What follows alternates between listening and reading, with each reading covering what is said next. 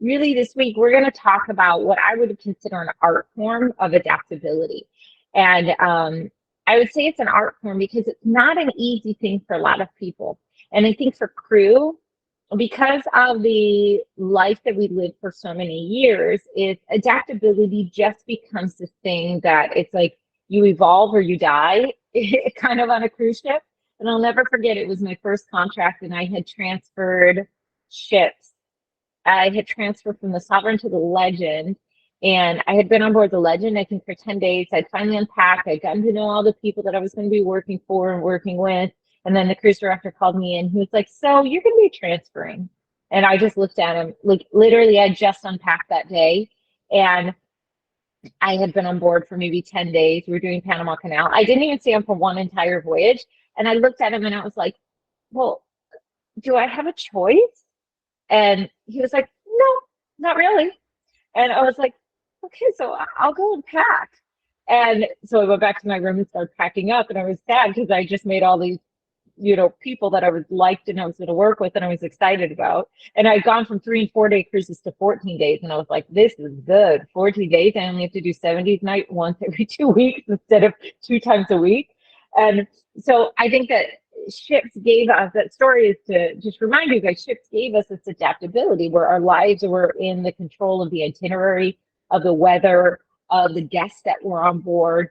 And we just go, you adapt or you don't work on a ship, because the nature of the business is so volatile in that way, and it's so far out of your control. Where on land, you have a little bit more control about when you go home, when you wake up, what your schedule is.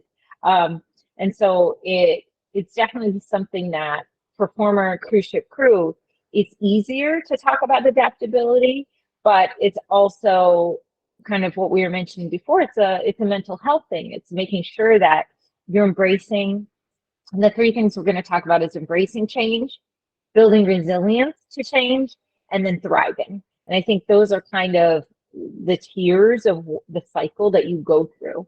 And I really truly feel that mastering these skills can make you thrive in your career, because then all of a sudden work isn't so personal. You become like the ocean. You're able to like ebb and flow with the waves, with the times, with the seasons. So there's a quote that I want to start you off with. Is by Alan Watts. So he says, "The only way to make sense out of change is to plunge into it, move with it, and join the dance." Like, change is going to happen. And there's a really great book as well that I would encourage you guys to read if you haven't read it. It's kind of one of those fundamental books. It's called Who Moved My Cheese? It's by Spencer Johnson. Christian, have you read it? Yeah, moons ago, It's probably. a classic, yeah. I read it a very, very long time ago. So I don't know when it was written, but I probably read it in college, if not just after. But it's a real classic book that it uses a very simple allegory to illustrate the inevitability of change and the importance of, after high school, Mapule, and the importance really of adapting to it. And you guys see people in life that they're fighting change. And it's those people that have that dialogue that, oh, they're talking about the past and how things used to be and da da da da, that, they just can't keep adapting and growing and seeing the benefits of change, seeing the benefits of things being differently. And I would probably compare it, like my parents are the ones that they always tell the old stories of the old times, of the old things, because change is just not that thing that's that easy for them. And you see people in the older generations who, they worked for the same company for 30 years. They had this consistency. And now we're in a time where people are changing jobs. I think it was like once every 2 years. So it's a very, very different culture, and our palette for change is very different.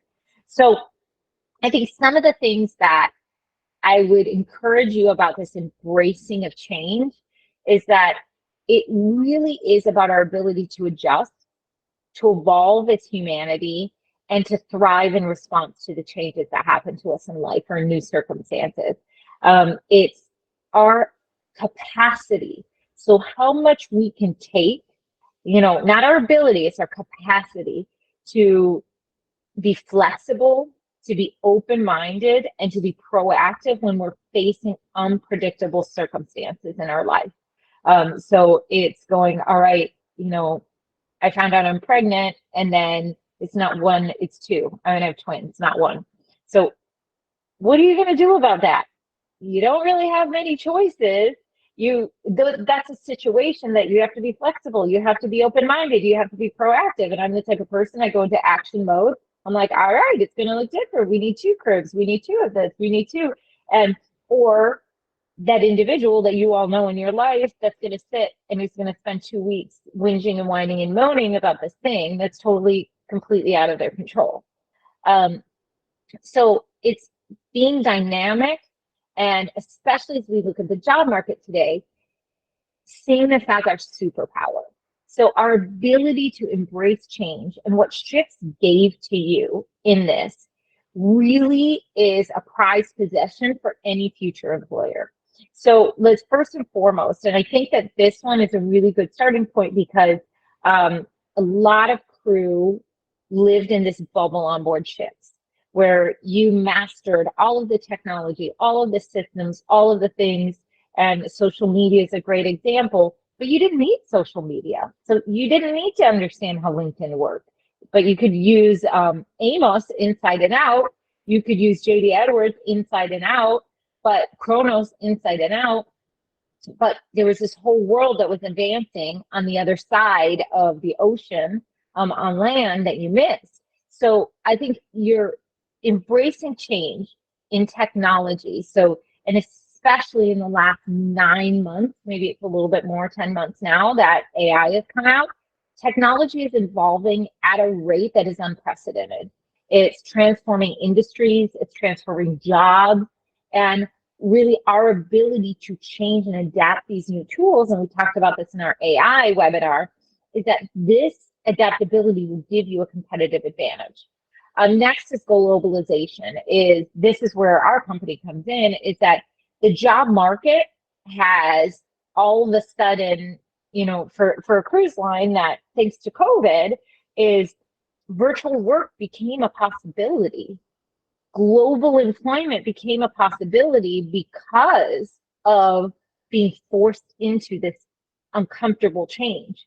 So globalization, all of a sudden, let's look at the specific job that we're hiring for. It's, a French communications, that previously a cruise line would only source that position from the US.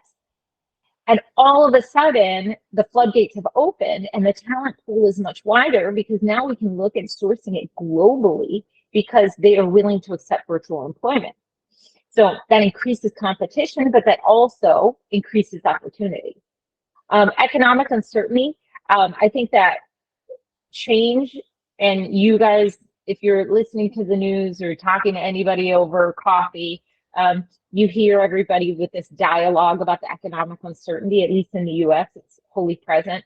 I think the war that's happening in Israel and Palestine right now has also increased that. So when things like that happen, economic conditions change, our adaptability to stay resilient and to stay static through these times really helps us, I guess, take our head out of the sand. We can lift up our heads and see the long game of things versus looking in this present moment.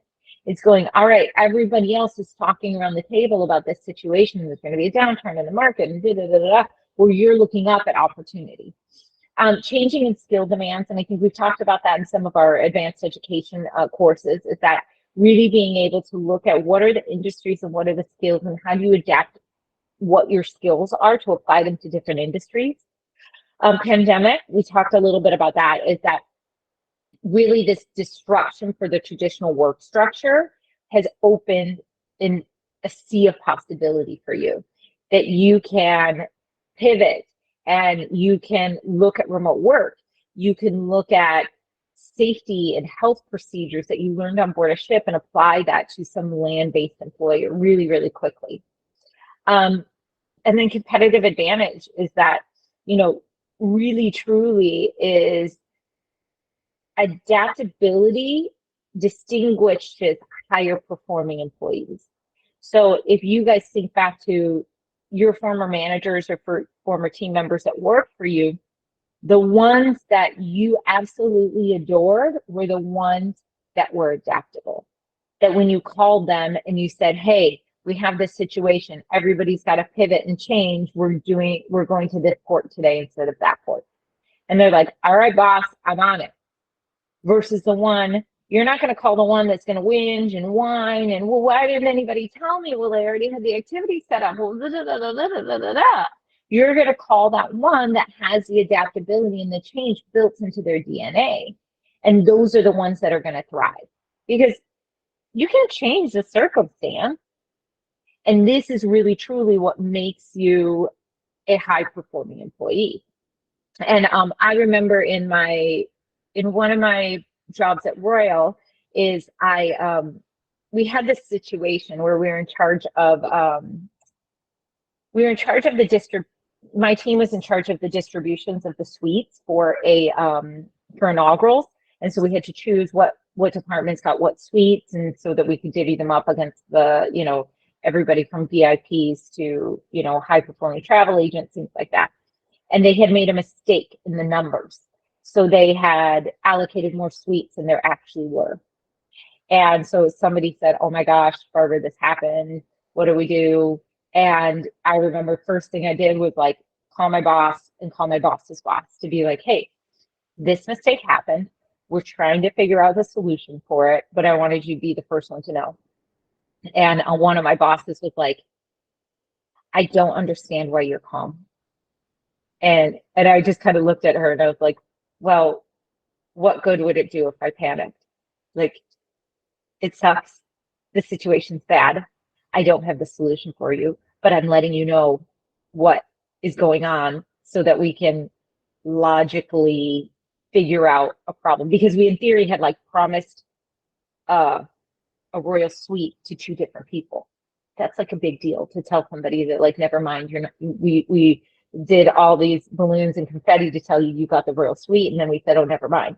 So it was a big problem.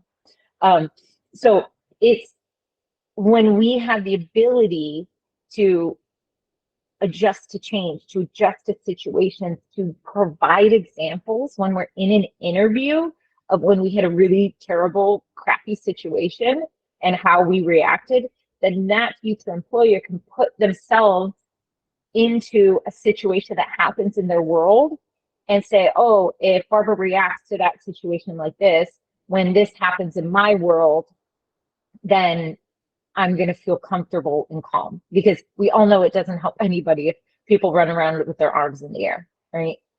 So really, really, truly is that I believe that the strategies for embracing change positively is staying open-minded, learning from your experiences, is going, hey, this thing happened, it wasn't great, we're going to put new systems in place so we don't do it again, and then seeking opportunities that are going to highlight that superpower that you have with embracing change.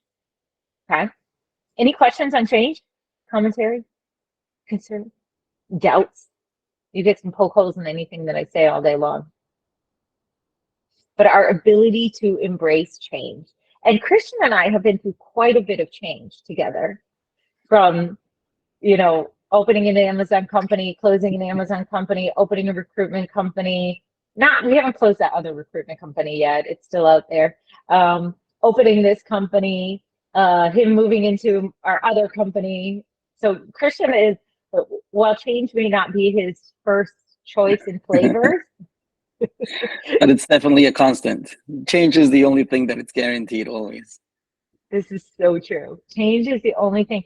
And so I find it funny that people fight it. Like, this is the thing, or people get frustrated by it. I'm like, hey, change is gonna happen. Yeah, you can have a moment of frustration, but I refer to it as your refractory period. How quickly you are able to recover from a situation that happened.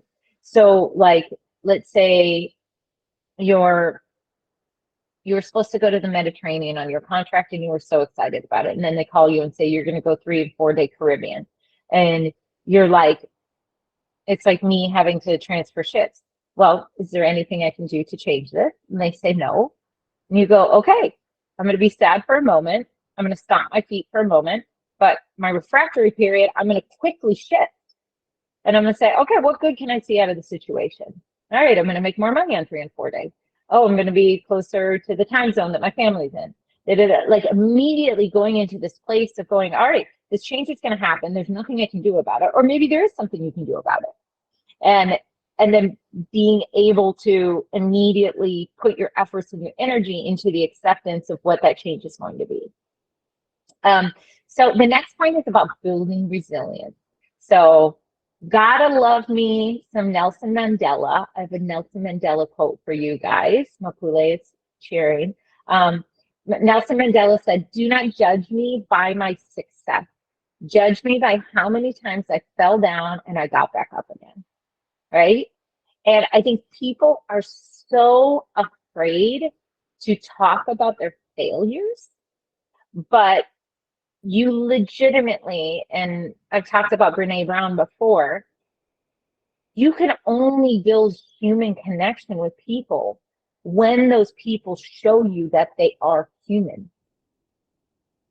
You can only build human connection with people when they show you that they are human. So when I tell you the story of us messing up and giving away 2 royal suites, you're like, oh wait, Barbara's human. She can make a mistake. I've made a mistake. So as we look at our failures should be seen, our resilience. And failure is a really strong word because I don't even barely see it as failure anymore. It's our learnings should be seen as these badges of honor of resilience, because that makes our skin thicker, that makes us stronger, that teaches us what to do in a given situation. So when somebody goes bankrupt and they lose their money, they're like, oh, that sucked, I'm not going to do that again. And they're able to learn, where this other person is maybe living in fear their entire life of going bankrupt, where this, like the rocket fuel that we've talked about before, is that the person that went bankrupt has rocket fuel that they're never going to do that again, right?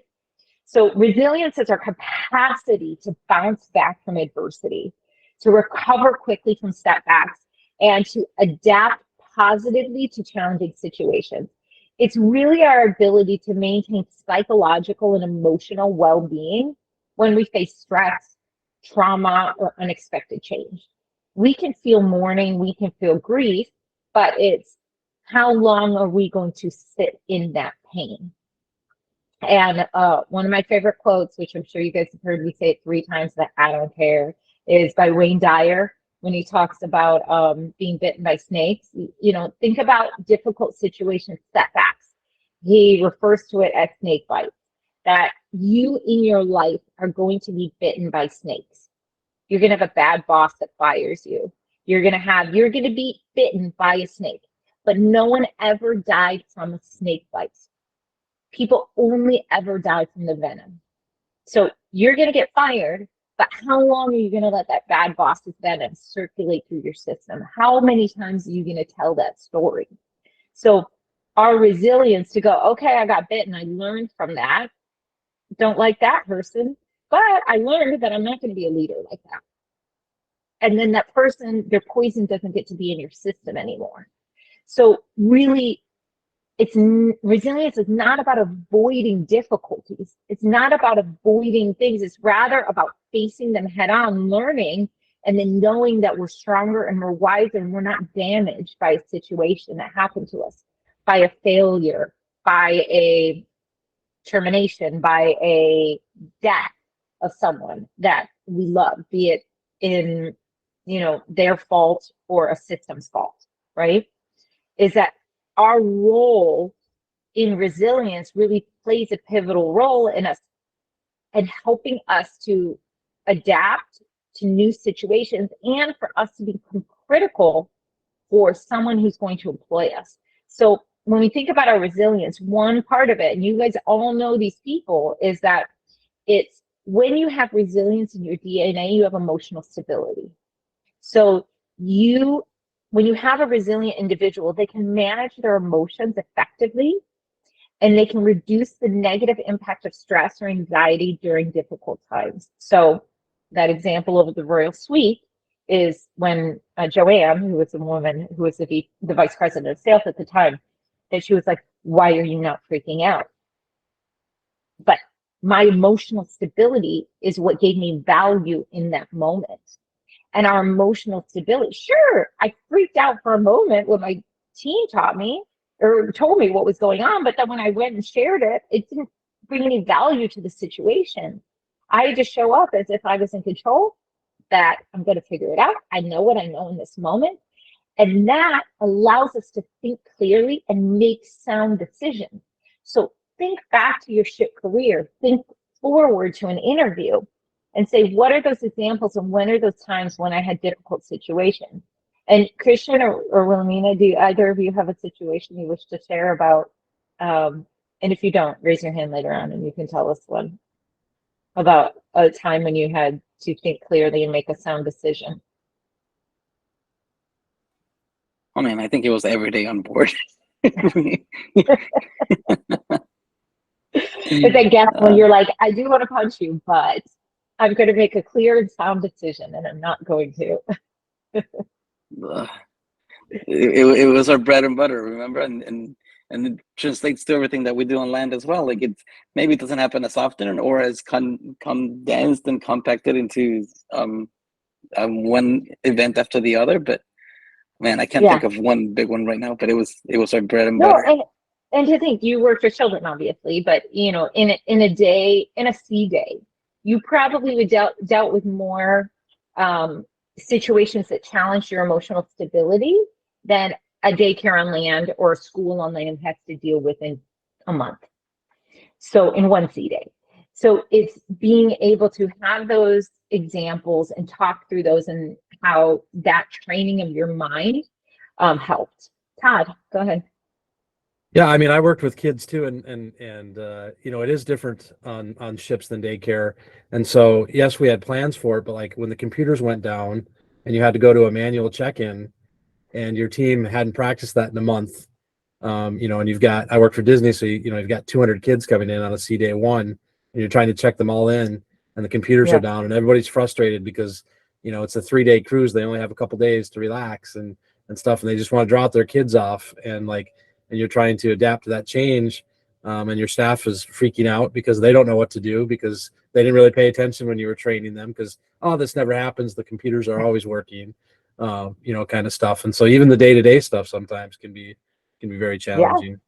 Yeah, you're so right. It doesn't have to be an extreme situation by any means, but those examples are really, really great to have top of mind. You go, oh yeah, let me tell you about this time. Let me tell you about this time. This is an easy day-to-day one. This is a really extreme one. I love that. And then the next point is problem-solving skills. So our resilience fosters very strong problem-solving skills. Because resilient people approach challenges in a way that has a growth mindset. And I in one of my very early webinars, I referred to this book. It's called Mindset. Maybe Wilhelmina, if you can send the link from Amazon. It's called Mindset, and it is individuals who have a growth versus a fixed mindset. She's a psychologist, and I think she's a psychologist. She might be a doctor or something, maybe neuroscience, but it's basically being able to view obstacles as opportunities to learn and grow. And they can look as young as toddlers and determine if a child has a growth or a fixed mindset based on how they deal with difficult situations. And ships really, truly, those that are confronted with problems over and over and over, and you continue to see them resolved and fixed, then your growth mindset just starts to blossom. And you're more likely to explore creative solutions, and you're more likely to have less impact when things set you back. So when you have failure in life, when you have disappointment, when you have situations that are difficult, when you have to deal with more of those and on a more frequent basis as we did dealing with the world that we had to, is it makes us stronger in our problem solving. And then next is optimism and positive outlook. Resilient individuals tend to maintain a positive outlook even when things are crappy. Like, they are able to see the fact that, all right, today was a really bad sea day, but tomorrow's a port day. You know, hey, this voyage is going to be over and all these people are going to be gone and not mad at us. That I can remember so distinctly, like you can sense the vibe of a voyage that you're like, oh, this one's hard. Like there's just a lot of complaining. There's a lot of, and then all of a sudden your optimism is going, all right, we start over again tomorrow. And I think optimism and positive outlook is really what resilient individuals practice.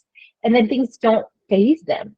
And when you really look at it, and you know, I've done a lot of work related to mindset, obviously, but into like meditation and neuroscience, what happens in your brain. Like your immune system is impacted when you have a positive outlook.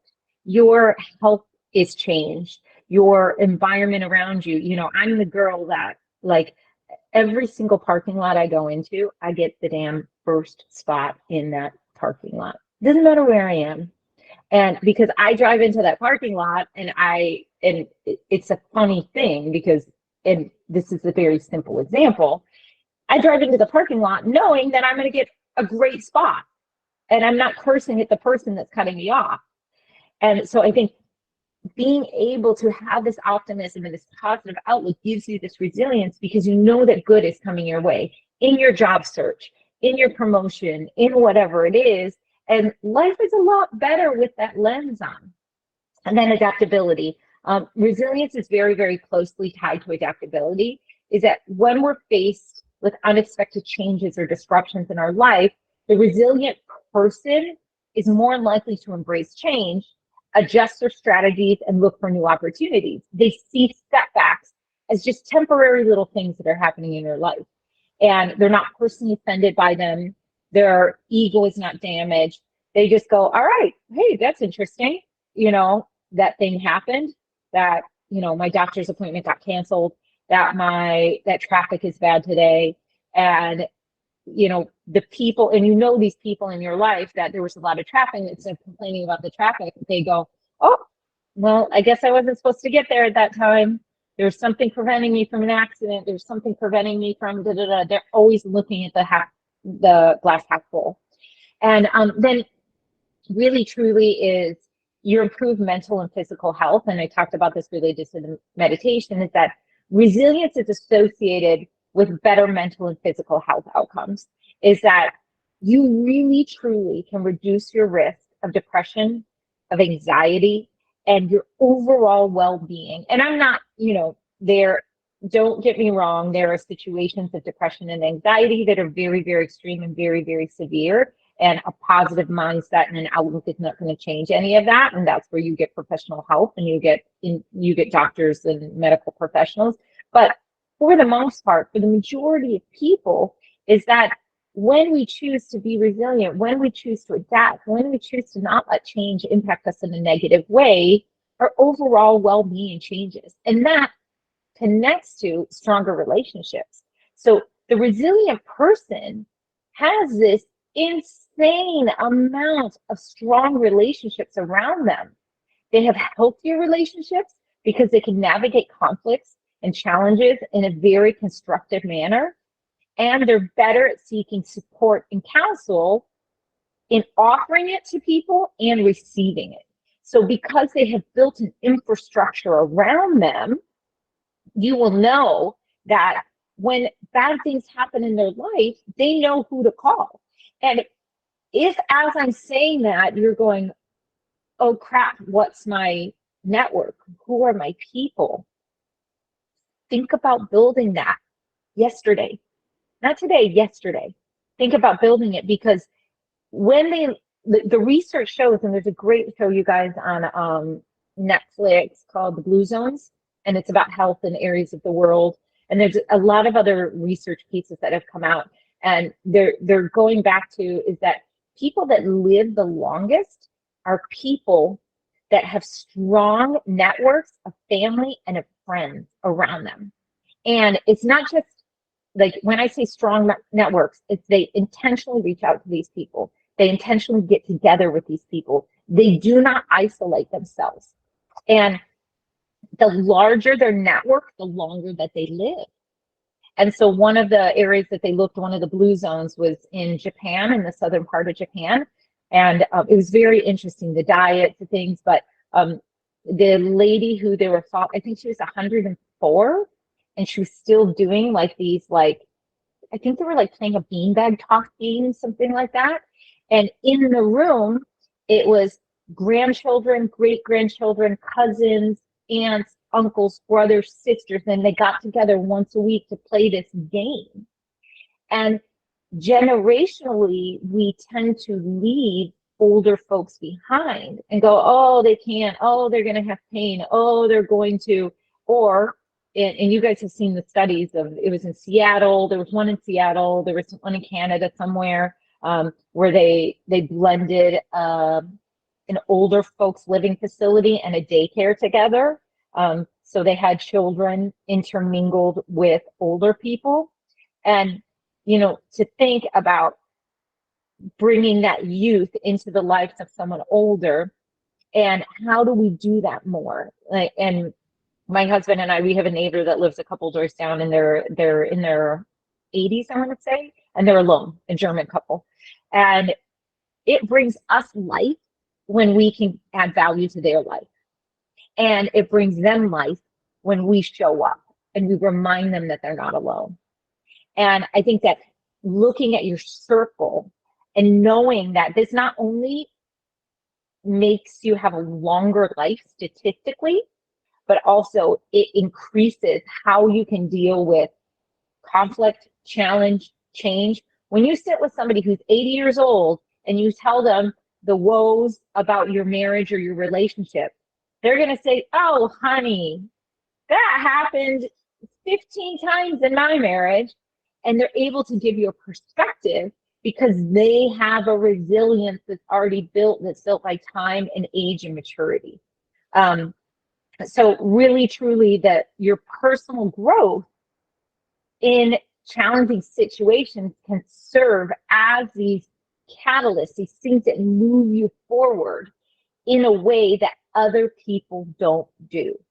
So you want to be the outlier. You want to be the one that does things differently, that has this insane circle of relationships around you that people go, oh my gosh, how do you have so many friends? How do you have such a great network? Well, I work hard for it. I call people, I contact them.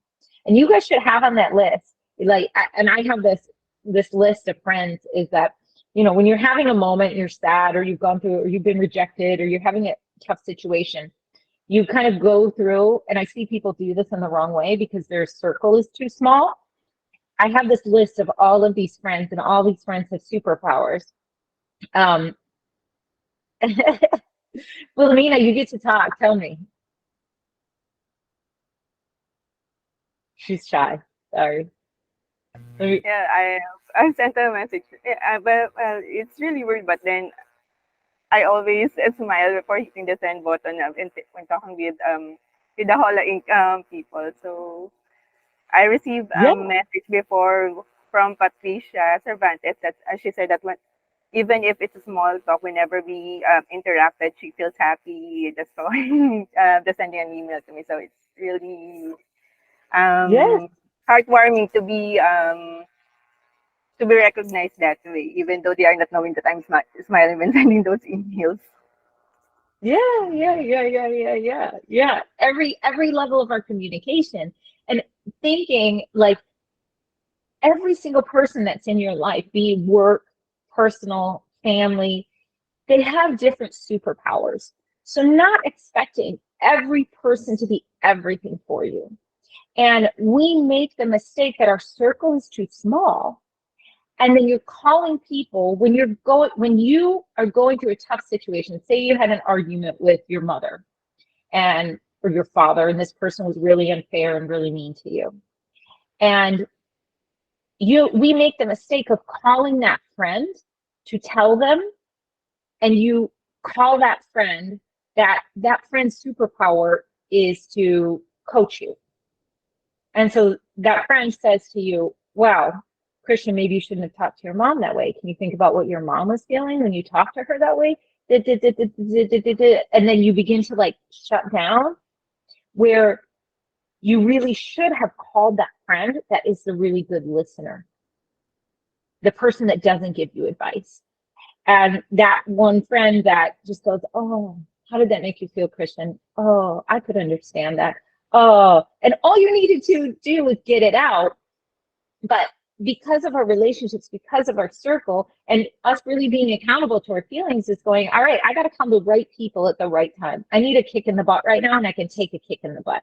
Hey, I got into a fight with my mom. This is what happened. And then your friend that's at one, that's the accountability one, just says, hey, Barbara, you've done this before. Why do you go down that road? Why do you get in those conversations with her about how much she drinks or how much she smokes or whatever those things are? Like, why do you do it? And I go, yeah, okay, yeah, you're right. I can handle this today. So just really making sure that your resilience, but also building the foundation around your resilience to have a network of strength, because this trait of resilience can help you thrive when you have challenges in life, can help you thrive when you're getting rejected for a job, can help you thrive when you've done all this work and you just can't move forward. And making sure that this really, truly valuable skill of resilience is one that you know can be cultivated and can be strengthened over time. But it can only be cultivated and strengthened the more that you use it. So the book that I have for this one, and it's not that well known of a book. It's called Resilience, Hard-Won Wisdom for Living a Better Life. It's by Eric Gradians, I think it's how you, Gradians. This one is about his personal experiences, and the thing that I like about it is he offers very practical advice for resilience. So I would definitely recommend that you read it. It's a great, great, great resilience book. So that was my very long, I only have a few minutes, so I'll try to make this next one quick, you guys. But I hope you guys find this valuable, because I think that this topic is way more like, this is part of your job search and your transition to land, but it's also about you navigating life. So the next and last point is about thriving amidst uncertainty. And I think a lot of people, when you get off of ships, you're floating alone in the sea of uncertainty. And that's super, super scary. It's very scary. And Albert Einstein said, in the middle of every difficult opportunity, or every difficulty lies opportunity. In the middle of every difficulty lies opportunity. So when we're sitting in this unknown space, it's beautiful. When you're sitting, when you get off of a ship, when you get terminated from a job, when you get whatever that thing is, there are very few moments in life when you're standing at a fork in a road and you get to decide which path you take. And being able to appreciate that is massive. So you go, okay, I can go the old way and I can do what I did before and clock in, clock out and get that same job. I can go find another job on another cruise line. Or I could do that thing that's a dream for me that I've always wanted to do, and I could go down that road. That one's a little bit harder, but there's more opportunity out there for me because it means freedom for my family. It means risk and failure, but I have thick enough skin. I have resilience. I have the tools in my toolbox to be able to go there. So while adaptability is your critical skill in navigating uncertainty, your onshore job searches and your career transition is really, really the time when whether you thrive or whether you collapse is going to show up. So first and foremost is that the fact that the job market is changing so quickly, you can blame the job market that, oh, there's no opportunities, oh, nobody understands my ship experience, oh, or to go, hey, the world is so huge and now I have the potential to get a job anywhere. That previously you couldn't, it wasn't a possibility to get a job virtually with a cruise line, but now it's out there. I mean, the only real possibility that you have is to become a hiring partner, and every other crew member I talk to wants to become a hiring partner. And I'm like, do you understand they don't make any money, these hiring partners? And that's why they like sell you all these other random services. But really, truly is looking at unique ways, new industries, new technological advancements, new global events, economic shifts, pandemics. This really significantly changes job opportunities. We're living in a moment right now When there are more jobs, then there are people to fill them. Mapule, your country would be an exception to that rule, but I like to look at a global scale, not limit you into the place that you are located in. For the most part, across the globe, unemployment is under 10%, which is beautiful. In the US, I think it's around 4%. Some places in South America, it's around 6, 7%. Where Mapule is, they're above 30%, which is significant. But there are so much opportunities right now. And you being able to thrive is going, hey, I'm going to go down a career path. I'm going to go try for something. Let's say, I don't care if you don't have guest services experience. You know, if you want to apply for this job because you have French or Spanish as a skill set, do it. Go down a path that will be different and unique. Skills mismatch is another one, is that job seekers may find that their current skills, so your current skills don't align with what is perfect for the role, but that's where you get to show up. You get to use tools like ChatGPT. You get to use tools that are out there to say, okay, I have this job description, this is my resume. How can you adapt my resume so that it could be a fit for this job? How can you craft my cover letter or my email to this potential employer so that they would consider me? That technology is going to connect the dots for you in perfect English. Isn't that a beautiful thing? And then next is remote work and virtual interviews. I think that we talked a little bit about this, is that there's so much opportunity out there with remote work. Our company is a perfect example of this, is looking out there at industries that are maybe not what you would assume is an exact fit, but something that could diversify your skills, and when I think I shared this before, when I worked at Royal Caribbean for 13 years, I had 11 different jobs in 13 years. And what I was constantly doing is when I was in a job, I was going, all right, I'm going to learn as much as I can from this job, but where do I have a gap? And when I was I knew I eventually wanted to end up in sales. And I was working with hotel directors. I went from entertainment to working with hotel directors. And I knew I couldn't go from hotel directors to sales because I loved the lady that was leading sales. I knew I couldn't make that without something in between. So I found a job opportunity that was in onboard revenue.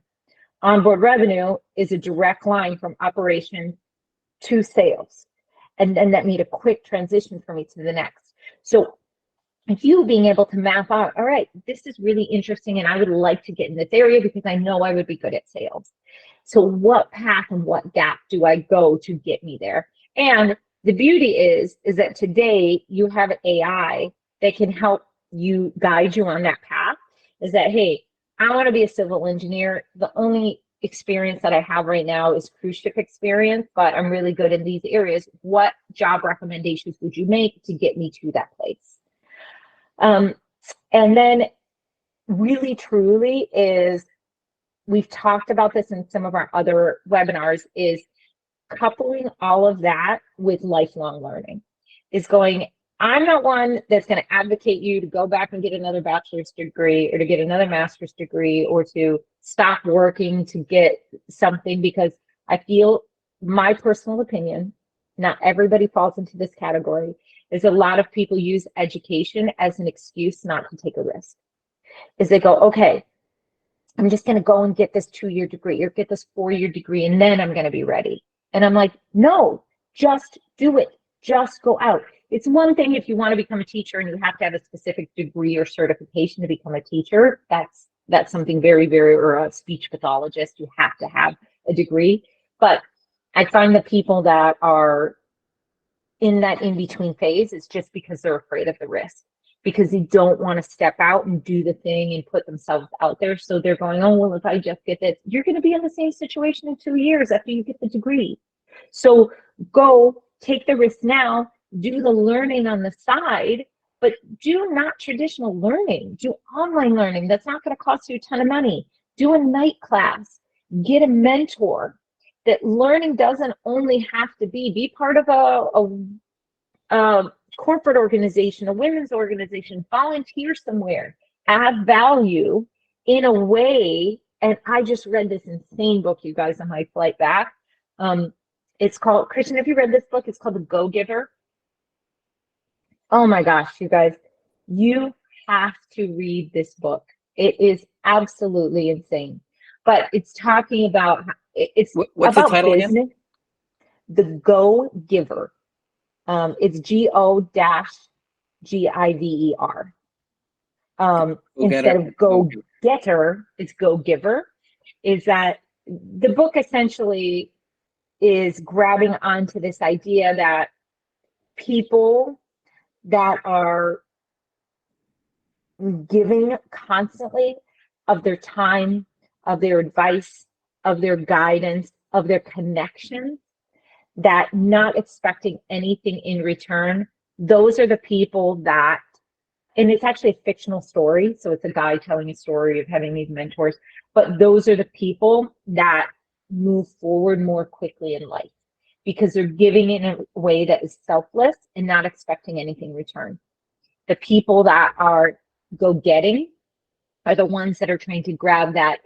Um what's the saying?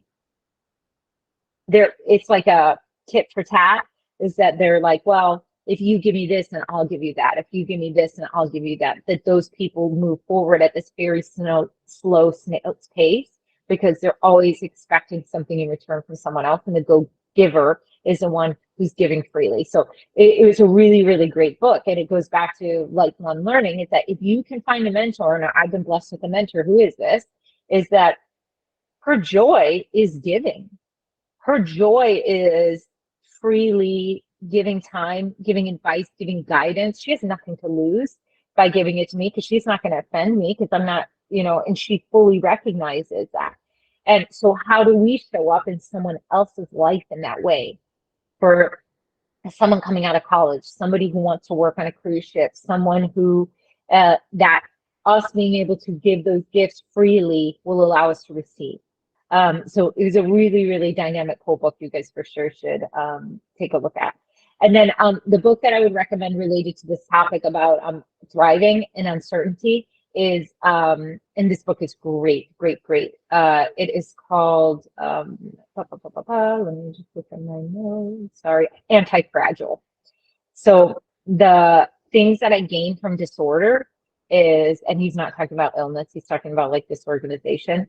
Nassim Nicholas Taleb. So he talks about the concept of anti-fragility, is that it goes beyond resilience, and it explains how some people thrive in uncertain situations and in volatile environments. And this is why, former crew members, you are bored when you are in a boring job on land. This is why you don't understand the people that are, put me on a cruise ship or put me as an accountant on a cruise ship all day long, because you begin to get this volatile adrenaline and you don't get phased by chaos, turmoil, because you've been trained in that way. And so really being able to take those skills that you learned on a ship and apply that to a really, really personal job search, a really, really personal application process. Is go, how do I take these skills that make me really unique, get credit for them, and use them to my benefit? So I wanted to, and just in summary, I'll go over the 3 points that we looked at. Is A, embracing change. B is building resilience to the change. And then C is thriving amongst uncertainty.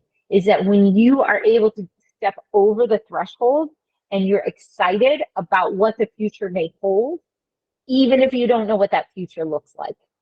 That's when you're stepping into a space where you really, truly can grow. And that's when it's no longer about taking the class at the local university. It's going, no, I want something. Hey, and a couple years ago, I remember it was like finance. I went to a class in Vermont in Ivy League school, Dartmouth, and I sat in this class with this accounting professor, and I had no idea what he was talking about. He could have been speaking Chinese for all that I knew. Is he was talking about this and that, and some people understood, and I didn't understand. And I was like, God, don't let him call on me. And so instead of crawling into a hole, I said, I came home and I was like, I'm going to take an accounting class. I'm going to take a course. I'm going to figure it out. I'm going to understand this stuff because I need to understand it. So I hustled. We still had our business, and we took like a 4-day course that was about that specific topic. I watched every webinar that I could watch. I asked every single question. I practiced. I follow all the social media people that are talking about those finance topics. And now I'm really good at it. But taking that thing and not being afraid, becoming anti-fragile, and going, just because I don't know this thing, this doesn't make me less of a person. This actually motivates me to get better. So I want to open it up to questions. We have about 2 minutes, 3 minutes. Anything anybody was challenged on today? Oh, okay, Todd, he's going on Freedom of the Seas this weekend. Can I get him over real sweet? No problem. Let me just email somebody, Todd. Actually, it's unbelievable. Remember, she gives them to the wrong person. Yeah, I give them out to 2 people though, so you might have a roommate. It's funny, the sweet world in somebody was just asking me about, oh, they wanted to sail in a suite over Thanksgiving on a ship, and I was like, you don't understand. Like, the cruise lines, the suites are sold out from like now to the end of the eternity. Like, if you're a travel agent, you're going to focus on the suite business. I think you should, but good luck, because there's no suites. They sell out so quickly. It's a great problem to have for the industry that they need to build more suites.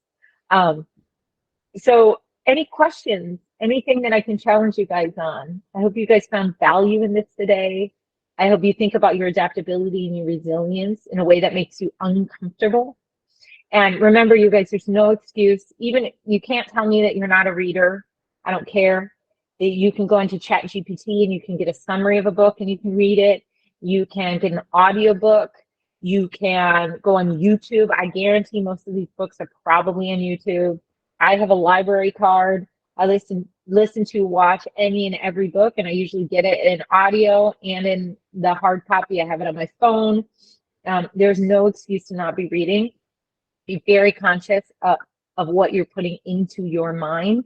And every single time you're sitting in a line, in a doctor's waiting room, in any of those places, make sure you have I don't have my purse here, a hard book in your purse, and then something else on YouTube, and then something else that you can read on your phone. Like, this trifecta of education is more than what the layperson is doing in their year. If you can accomplish getting 30 minutes of time of educating yourself, this is more than you're going to get than any 2 or 4 year degree. I promise you.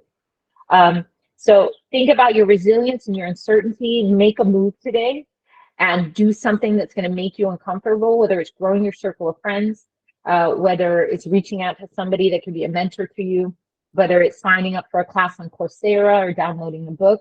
Make these tiny little investments that show you that you are worth whatever that future job is, whatever that future opportunity is, because it's going to shock you when you make these small moves, how good you feel about yourself and what you know you can do.